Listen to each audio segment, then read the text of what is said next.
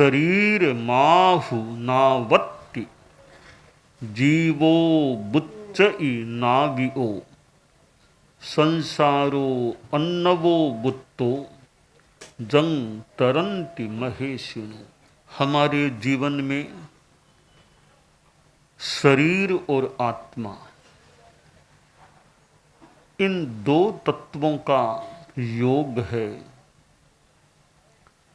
शरीर विहीन आत्मा जहां है वहां इस प्रकार का जीवन नहीं है, और आत्मा विहीन शरीर है उसमें भी जीवन नहीं है। आत्मा और शरीर दोनों सम्मिश्रित है, वहीं इस प्रकार का सक्रिय जीवन हो सकता है। आत्मा स्थायी तत्व है, परमानेंट है, तो शरीर अस्थायी है, टेम्परेरी है। शास्त्र में शरीर को भी महत्व दिया गया है।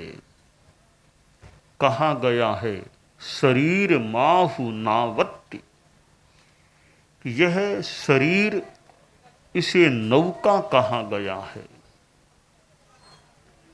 तरने के लिए, जल से पार होने के लिए, जल को पार करने के लिए नौका का उपयोग होता है। आत्मा को भी भव सागर को पार करना है तो नौका चाहिए। तो वह नौका की भूमिका शरीर अदा कर सकता है। यह शरीर तारने वाली नौका भी बन सकता है, तो डुबोने वाली नौका भी बन सकता है। कैसे? नौका है पानी में, उसमें छेद हैं, उसमें कोई बैठ जाए तो वो नौका डुबोने वाली बन सकती है। निश्छिद्र नौका है, वो अच्छी तरह आगे बढ़े तो उस पार ले जाने वाली बन सकती है। हमारा यह शरीर है, हम इस शरीर को एक प्रकार से जीवन मान लें, जीवन का प्रतीक मान लें, तो जीवन में आश्रमों के छेद हैं, हिंसा, झूठ, चोरी, इधर मिथ्यात्व, व्रत आदि। ये आश्रमों के छेद हैं जीवन में, तो यह नौका डुबोने वाली बन सकती है। 5 आश्रव हैं मूलतः: मिथ्यात्व, अव्रत, प्रमाद, कसाय, योग। इन 5 आश्रमों का कितना वेट है, कितना भार है, एक कल्पना है। बात ठीक बैठे एक फिर भी एक कल्पना है कि 12,345 12,345 एक संख्या आ गई 5 अंकों की। अब मिथ्यात्व आश्रव का कितना महत्व है कि 12,345 में 10,000 का जो मूल्य है, भार है, वो मिथ्यात्व आश्रव का भार है। एक मिथ्यात्व आश्रव चला गया, पीछे कितने रह जाएंगे? पीछे 2345 रहेंगे। यानी 10,000 का एक पाप का जो भार था या पाप आने का जो साधन था, वो हमारा कम हो गया। पीछे कितना कम बच गया कि 2345 बचे हैं। अब अव्रत आश्रव और कम हो जाए, साधु सर्व सावध्य योग का त्याग करता है, विरति होती है, तो अव्रत कम हो गया। इसका मतलब 2,000 का वेट और कम हो गया। अब पीछे कितने रहे? 345 मात्र रहे हैं। अब साधु ऊर्ध्वारोहण करे, प्रमाद आश्रव भी न रहे, तो 300 का वेट और कम हो गया। पीछे रहे 45 का भार रहा।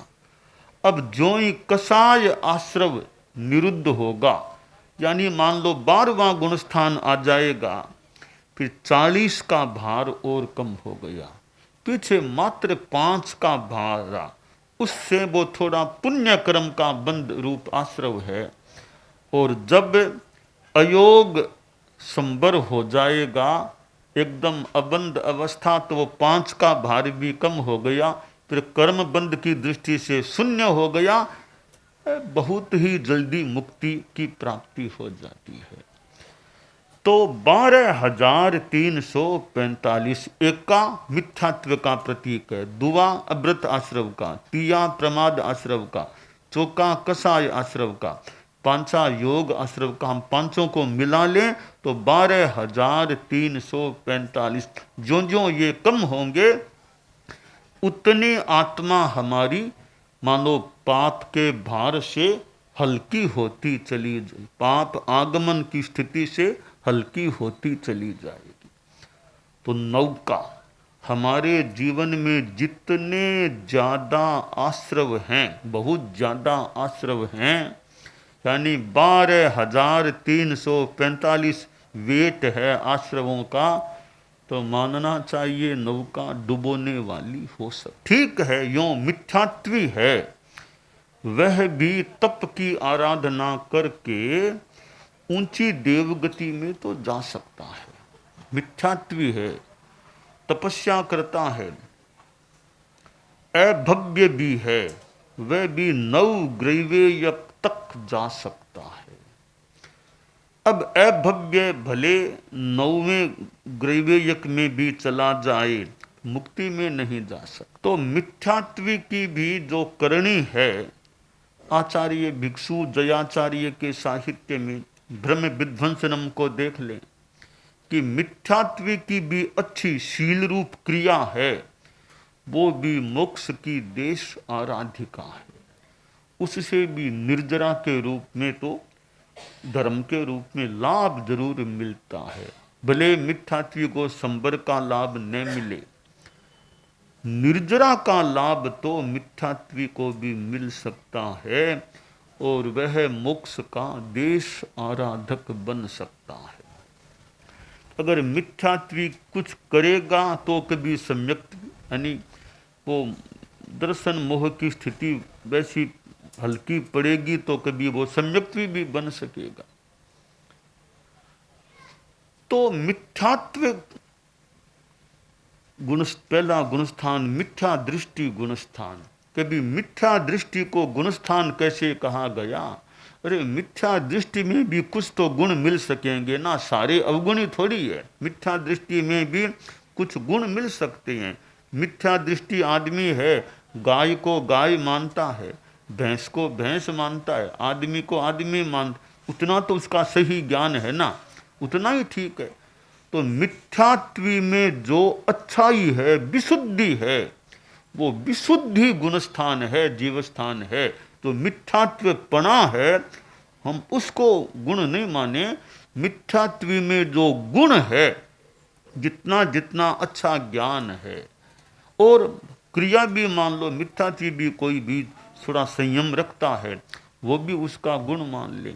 तो जितना गुण है वो मिथ्या दृष्टि गुणस्थान है, मिथ्यात्व पणा है वो कोई गुणस्थान संभवतः नहीं है। तो यह नौका, जीवन में आश्रमों का निरोध हो जाए, फिर तपस्या भी चले, तो यह जीवन नौका या शरीर नौका हमें पार पहुंचाने वाली बन सकती है। तो यह हमारा जो आत्मा रूपी प्रांगण है, यह आश्रव इस आत्मा रूपी प्रांगण को मेला करने वाला, गंदा करने वाला होता है। नव तत्वों में आश्रव 5वां तत्व है। आश्रव को भी जीव हमारी परंपरा में माना गया है। जीव, आश्रव, संबर, निर्जरा, मोक्ष, ये 5 जीव हैं। अजीव, पुण्य, पाप, बंध, ये 4 अजीव हैं। ठीक है, आश्रव के बारे में अन्य आमनाय में अन्य मान्यता भी हो सकती है। हमारी धर्म संघ की संघीय मान्यता में आश्रव को भी जीव कहा गया है। तो ये आश्रव है वो डुबोने वाला। 4 आश्रव तो एकांत पाप हैं, मिथ्यात्व, अव्रत, प्रमाद, कसा। योग में अशुभ योग भी एकांत सावध्य, पर शुभ योग है वो निर्वज्य है, वो लाभ देने वाला है।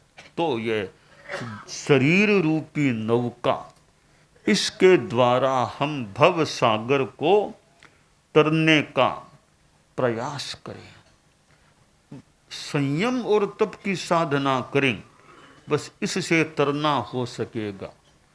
जितना जीवन में संबर, निर्जरा या संयम तप की साधना चलेगी, बस यह नौका मतलब हमें तारने में लगी हुई है, पार पहुंचाने की दिशा में आगे बढ़ रही है। अब मानव जीवन है, जो करना वो सो कर लो, जीवन तो आखिर बीत रहा है। मानव जीवन बीत रहा है भैया, करना हो सो कर लो।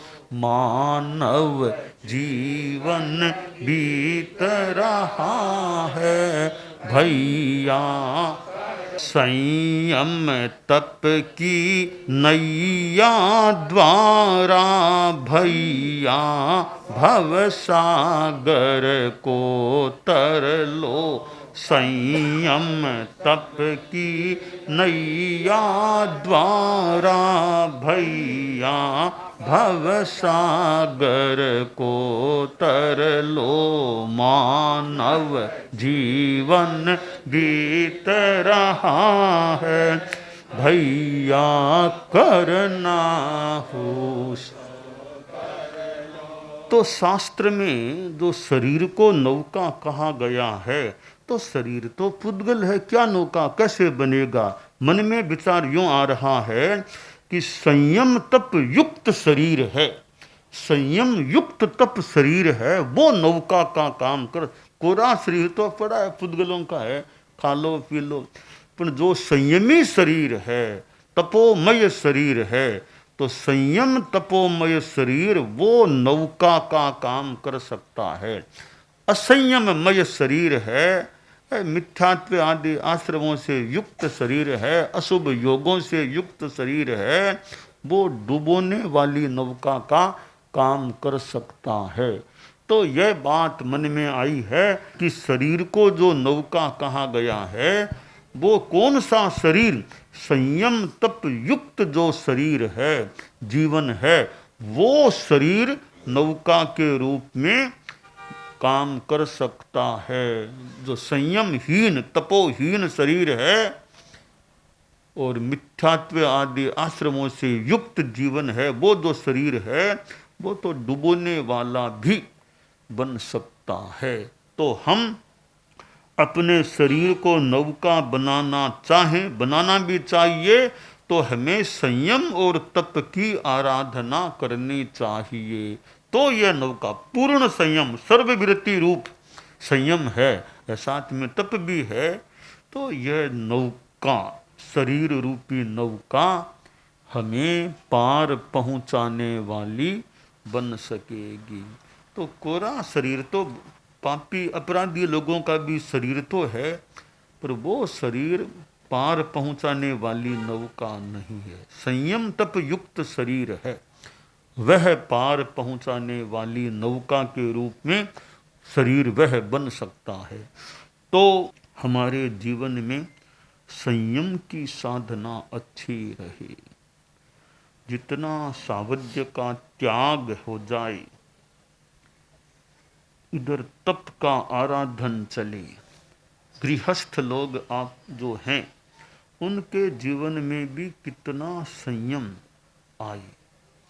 12 व्रतों को अच्छी तरह समझ करके ले लिया, सम्यक्त्व को अच्छी तरह धारण कर लिया, तो ठीक है, पूरे साधु नहीं भी बन सके, सम्यक्त्व है, 12 व्रत अच्छी तरह है, बहुत अच्छी तरह ले लिए हैं, अच्छी तरह पाले जा रहे हैं। तो गृहस्थों का शरीर भी यूं असंयम है, उसमें संयम भी है, तप भी मान लो साथ में चलता है, आत्मा में सम्यक्त्व है, तो श्रावक भी बहुत 12वें देवलोक तक संभवतः जा सकता है, 9 लोकांतिक में जा सकता, तो श्रावक भी काफी यूं ऊंचा जा सकता है। और कई कई तो गृहस्थ संति एगे हिंग भिक्षु हिम गारथा संजमुत्तरा, कई कई भिक्षुओं से कई गृहस्थ ज्यादा संयम वाले हो सकते हैं। गृहस्थ एकावतारी, एक भव के बाद, एक भव के अंतराल के बाद मोक्षगामी मिल जाए, तो गृहस्थ जीवन में भी साधना धर्म जितना किया जा सके करने का प्रयास करना चाहिए। और गृहस्थ वेश में तो केवल ज्ञान भी हो सकता है। गृहस्थ घर में बैठा है, उस गृहस्थ वेश में घर में बैठे बैठे को भी किसी किसी को केवल ज्ञान हो जाए। चक्रवर्ती भरत कैसे केवल ज्ञान हो गया। हालांकि ऐसे रेयर केसेज भले हों, कम ऐसे मामले हों, पर कहीं कहीं ऐसा भी हो सकता है। पर कोई कह दे गृहस्थपणे में केवल ज्ञान कैसे हो गया, गृहस्थपना तो ऊपर में है, भीतर में साधुपना आ गया उसको। भीतर में साधुपना आए बिना केवल ज्ञान होता नहीं है। पहले साधुपना आएगा भावों में, क्यों मूल तो भाव है, भावों में साधुपना आ गया, उसके बाद केवल ज्ञान होगा। वेश है, वेश तो हमारे यहाँ भी कहीं कहीं गृहस्थ के वेश में भी दीक्षा पचका देते हैं। आभूषण पहने हुए हैं, गृहस्थ के कपड़े, उसी में साधुपना पचका दिया, बाद में कपड़ों को उतरवा दिया। तो ऐसा तो हमारे यहाँ भी धर्म संघ में हुआ है कि गृहस्थ के वेश में ही दीक्षा पचका दी गई। तो ऐसा क्योंकि साधुपना मूल तो भावों में है। एक बार है गृहस्थ का वेश, बाद में उसको बाल हैं, बाल वाला के सिर है, उसी में साधुपना पचका दिया, भले बाद में बालों का अपनयन हो जाए। तो यह साधुपना है वो मूलतः निश्चय में आना। सम्यक्त्व भी मूल निश्चय में आई कि नहीं, व्यवहार में है, निश्चय में आत्मा में सम्यक्त्व आई या नहीं, साधुपना आत्मा में आया या नहीं। अब वेश की बात करें, अभव्य जीव भी साधु समुदाय में दीक्षा लेकर के हो जाता है, साधु के वेश में, साधुओं के साथ है, साथ में आर पानी हो रहा है, संत उनको वंदना भी मान लो कर रहे हैं, अभव्य है। तो निश्चय में साधुपना नहीं है, वो 100 बार साधुपना ले ले इस प्रकार का ऊपर का, मुक्ति उसको नहीं मिलेगी। हम सिद्ध योगी आचार्य श्री महाप्रज्ञ से प्रेक्षा ध्यान का एक प्रयोग करें। आपको एक प्रयोग कराया जा रहे हैं श्वास प्रेक्षा का। 5 सेकंड में श्वास लेना है, 5 सेकंड भीतर रोकना है और 5 सेकंड रेचन करना है और 5 सेकंड बाहर रोकना है। इस प्रकार 20 सेकंड में एक श्वास। सावधान रहे, श्वास भरे, भीतर रोके, रेचन करे, बाहर रोके, श्वास भरे, भीतर रोके, रेचन करे, बाहर रोके, श्वास भरे, भीतर रोके, रेचन करे, बाहर रोके, श्वास भरे, भीतर रोके, रेचन करे, बाहर रोके, श्वास भरे, भीतर रोके, रेचन करे,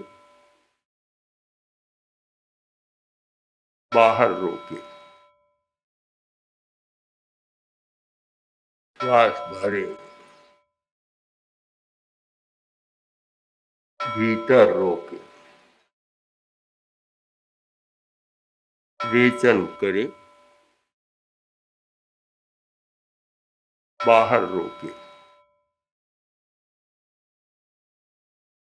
श्वास भरे। प्रयोग संपन्न। तो ये ध्यान के बहुत छोटे प्रयोग कराए हैं और इनका स्वयं बार बार अभ्यास करें तो एक अच्छा अभ्यास हो सकता है। ओम आत्मा।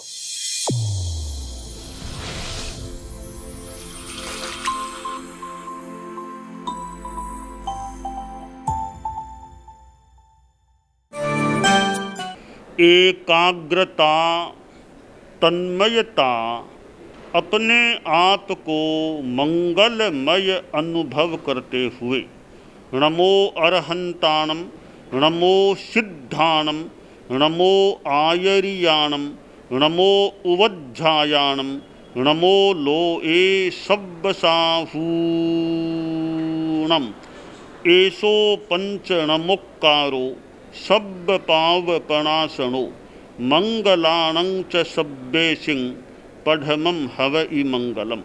चत्तारि मंगलम, अरहंता मंगलम, सिद्धा मंगलम, साहू मंगलम, केवलिपन्नत्तो धम्मो मंगलम। चत्तारि लोगुत्तमा, अरहंता लोगुत्तमा, सिद्धा लोगुत्तमा, साहू लोगुत्तमा, केवलिपन्नत्तो धम्मो लोगुत्तमो। चत्तारि शरणं पवज्जामि, अरहन्ते शरणं पवज्जामि, सिद्धे शरणं पवज्जामि, साहू शरणं पवज्जामि, केवलिपन्नत्तं धम्मं शरणं पवज्जामि। धम्मो मंगलमुक्किट्ठम्, अहिंसा संजमो तवो, देवावितं नमंसन्ति जस्य धम्मे सयामणो। च इत्ता भारहं वासं चक्रवट्टिमहिद्धियो, सन्ति सन्ति करे लोए पत्तो गइमणुत्तरम्। देवदानव गंधर्वा जख रक्षस किन्नरा, बंभयारिं नमंसन्ति दुक्करं जे करन्ति तम्। मंगलं भगवान् वीरो, मंगलं गौतमो गणी, मंगलं स्थूलभद्राद्यः जैनधर्मोऽस्तु मंगलम्। मंगलं मतिमान् भिक्षुः, मंगलं भारमल्लकः, मंगलं रायचन्द्राद्या, मंगलं तुलसी गुरुः, महाप्रज्ञोऽस्तु मंगलम्। तेरा पंथोऽस्तु मंगलम्। विघ्नहरण मंगलकरण, स्वामी भिक्षुनो नाम, गुण ओळख समरण किया, सर अचिंत्या काम। विघ्नहरण मंगलकरण, स्वामी भिक्षुनो नाम, गुण ओळख समरण किया, सर अचिंत्या काम। विघ्नहरण मंगलकरण, स्वामी भिक्षुनो नाम, गुण ओळख समरण किया, सर अचिंत्या काम, सर अचिंत्या काम, सर अचिंत्या काम। एक दिवसीय त्याग आज के लिए धारणानुसार त्याग है।